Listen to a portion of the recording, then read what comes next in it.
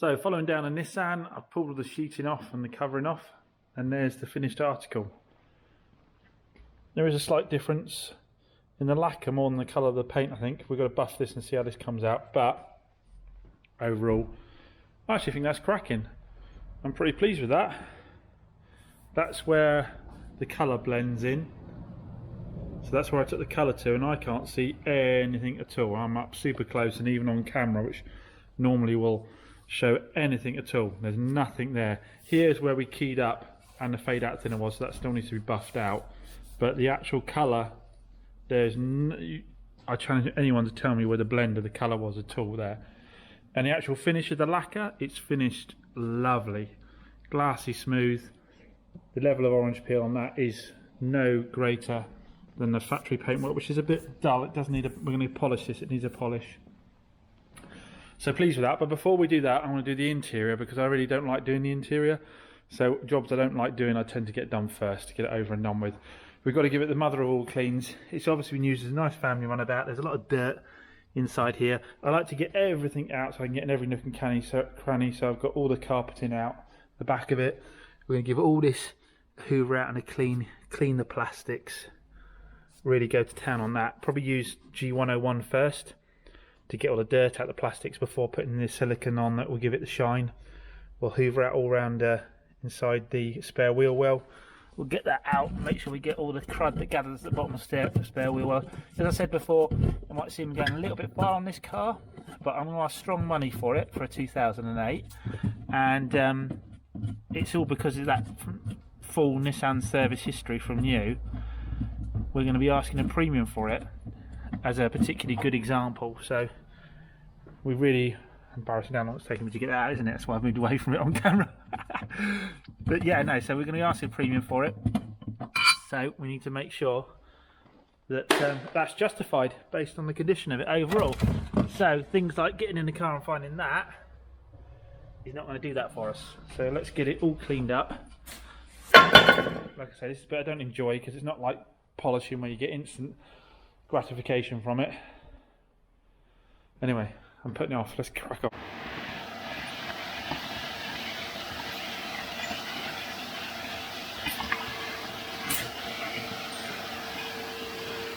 And of course, because the seats slide forwards in these Nissans, we need to make sure we're extra diligent.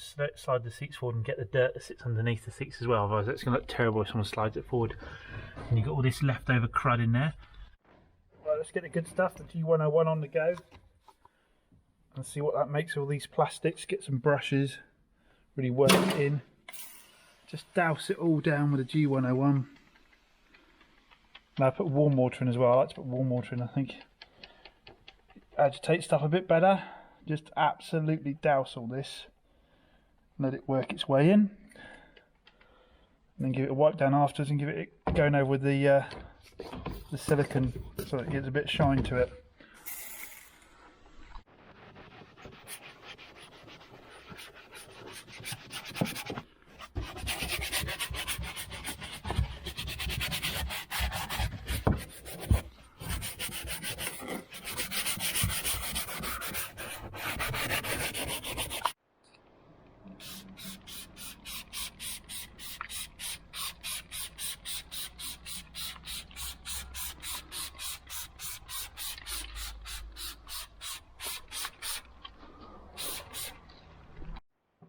Well, that looks a great deal better, doesn't it, guys?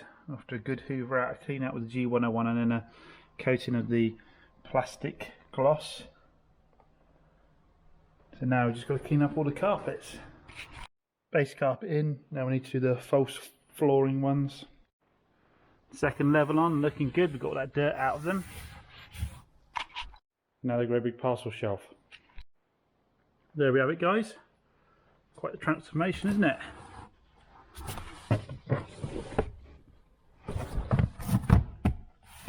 Again, worth the effort. Worth the effort. When someone comes and sees this, sees the advert with the miles, the history, the condition of the bodywork, and then comes inside and sees the interior like this, they're not going to have anything to pick it apart on, are they? The engine bay is pretty filthy, guys. Let's get a good going over with G101, but not obviously getting it too wet, and then cleaning with brushing and cloth. What you can hear in the background there is me on hold to HSBC yet again. because even though COVID's been going for 2 years, they can't seem to get a telephone line answered within an hour. And it is because, once again, Adrian's out trying to pick up a car for me from a private buyer who I made a transaction to previously 2 days ago to prevent exactly this. He's been stood there for an hour waiting for the payment to show in their account. And this happens pretty much every time I use HSBC to transfer money to a customer. I try and get customers to accept cash because I know this is going to happen. I preempt it by putting payments through to the customers before, so it's already in my system as a known person for purchasing. I've got an account that is just buying cars all day, every day.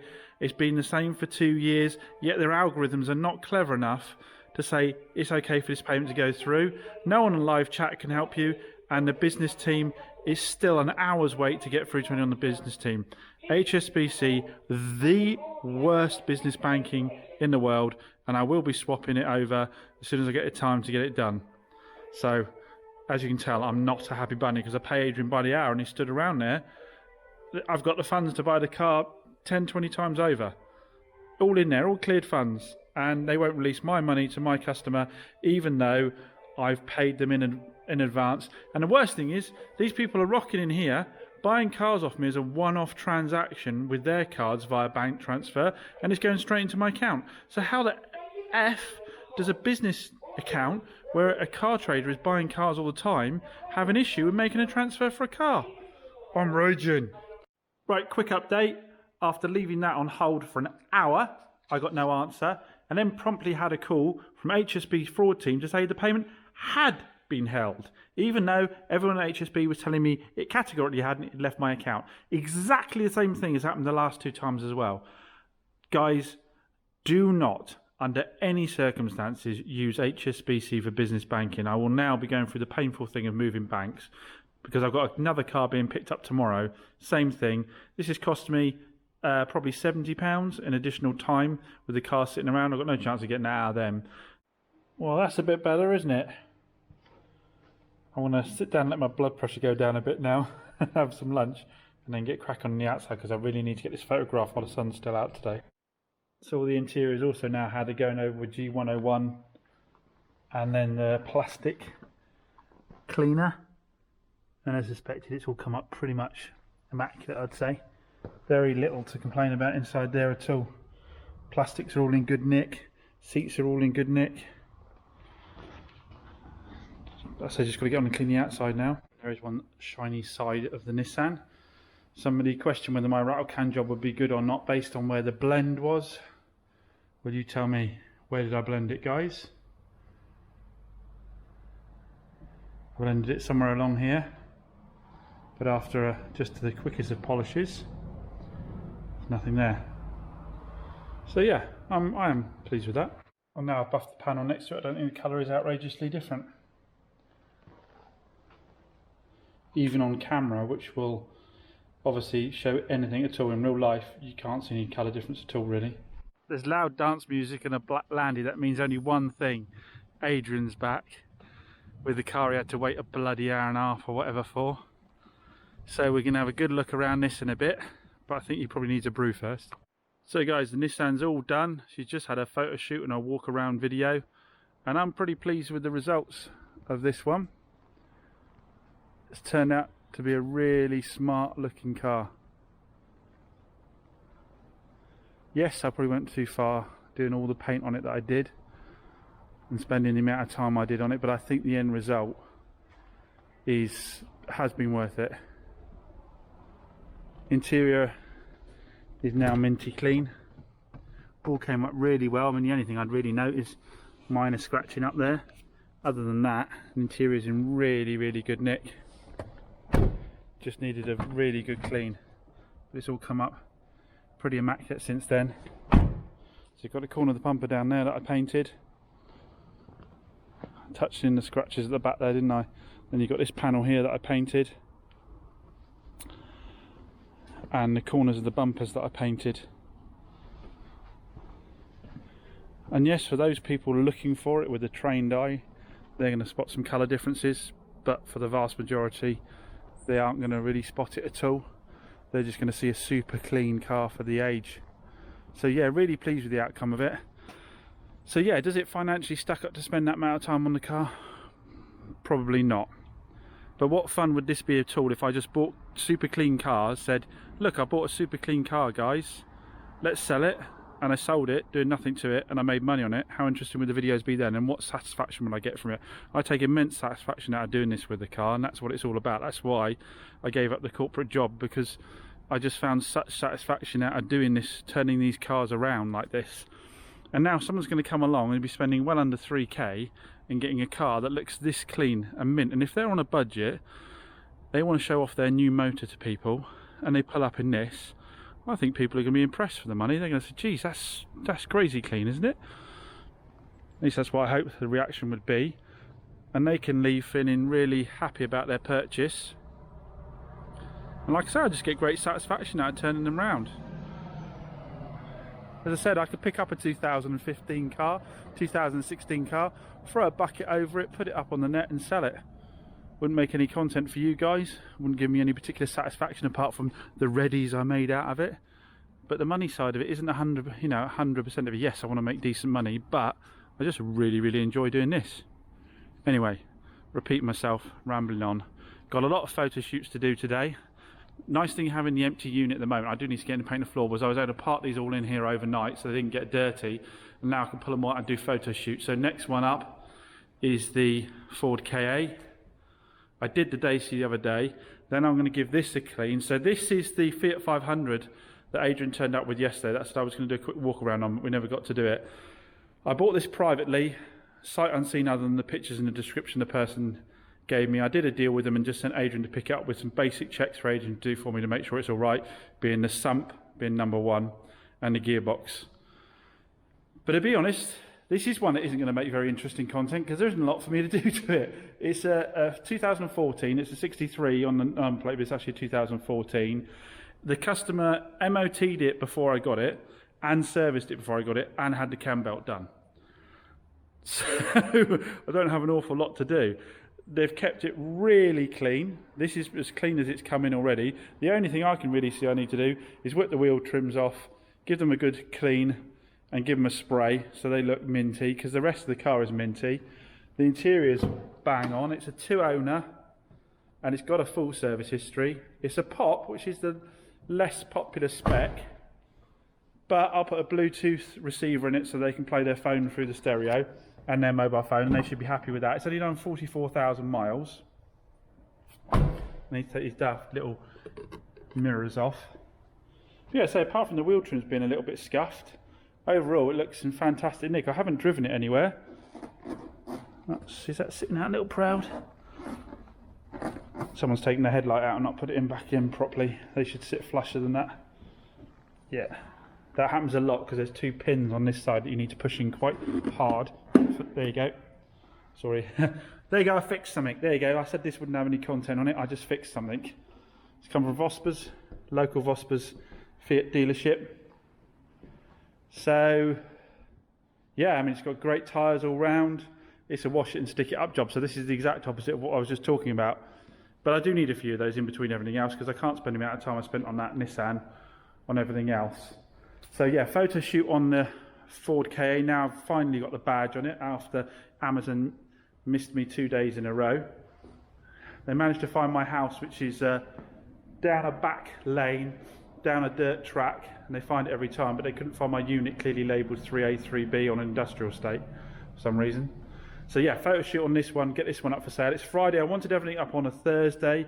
One of the viewers once gave me a tip, I wish I could remember his name, that Thursday is the best day to list cars. And ever since he told me that, I gave it a try and it did bloody work. And it makes total sense that people on a Thursday start looking for their car, and I've already decided by the weekend what they're going to be looking for. So you really want to get your cars up on a Thursday. That's my top tip. If you get them up on a Thursday, they'll be on the algorithm at the top of the page for the days people are looking for cars. If you're in Tuesday, Wednesday, it's a bit too early for people having looked for cars. So by Thursday, Friday, you'll be further down the algorithm. So if you list them on a Thursday, you'll get good coverage. I'm going to have to get these up today, first thing Friday morning. But, you know, I'll still pick up some, you know, it's not the be-all and end-all as to whether you sell the car. It just helps. So we'll get that done. Then I'll give this a quick wipe over, a quick clean. I'll probably photograph it before doing the wheel trims, because you won't necessarily be able to see the wheel in a video, the pictures, that the wheel trims aren't that great because it's only minor scratching. So get it up for sale as soon as possible, then whip the trims off, give them a paint, and then we'll have those up for sale. Hopefully get the Alpha back soon off of Phil and have that up for sale. And then I've got another car arriving with Adrian today. He's picking up for me, which again should be a relatively, touch wood, quick flip one. That's whether HSB behave today and don't keep them waiting there forever and day. Anyway, I want to get this part back in again before the rain starts. But it'll be interesting to see how this sells. Auto Trader says it's a 2.5k car. I'm going to go for, I think I'm going to go for 2695, 2795. I think it's worth it. I think it's worth it. I mean, yes, there's 2.5k ones out there. There's even 2k ones out there. But how rough are they? Do they have a full main dealer service history? And then in this kind of condition now? I don't think so. And if you took this to a valeter and asked him to do this, or a paint shop and asked him to do this to a £2,000 one or £2,500 one that needed the same work doing to it, you'd spend a hell of a lot more than I'm asking for this car. So I think that's fair enough. Just a quick thing on walk around videos, by the way, guys. Look on camera, I can see someone else sprayed that door at some point. Anyway, he's not getting finicky on that. So quick point on walk around videos, guys. Sometimes I'm a bit lazy and I don't bother to do them, and I always regret it. If you're starting out doing flips, do walk around videos on all your cars. Doesn't matter how cheap they are. Do a walk around video. And David, who comments on the channel all the time, David Mill, I look at his channel. He does a lot of cheapy cars, but always does walk around videos on them, and they're quite detailed. And I know he sends cars away, as in he delivers them all over the country. And it's worth doing for every single car, because it makes such a difference. The amount of times people come and bought my cars and go, oh, are you the guy that did the video? Are you the guy that did the video? They love them, because if you're thinking about it, if you're going to set out looking for cars for the day and you get the chance to go and have a full walk around of the car before you even get there, you've pretty much made up your mind before you get there, because unless you turn up and something's fundamentally different about it, you're going to pretty much buy it. Your heart's already set on it. Something like a Note here, I'm able to go through all the different features that make the Note worth considering. So someone who might not have considered a Note, once I go through all this stuff with them, the fact that it's chain driven so they don't have to worry about a cam belt, the fact that there's, you know, charging points in the front, the rear and the boot, the fact that the seats slide forwards and backwards to give you more room, all those kind of things, and, you know, detail about that full main dealer service history. I go through all the detail of that with them. They're going to have pretty much made up their mind before they get here, and they might consider this car when normally they might not have. So it just takes you another 10 minutes or so. You don't have to be fancy about it. If you don't want to speak on the video, just play music over the top and just go around it and put some text underneath. It's not hard to do. But yeah, do take the time, if you want to flip your cars quickly, to do that little bit of video.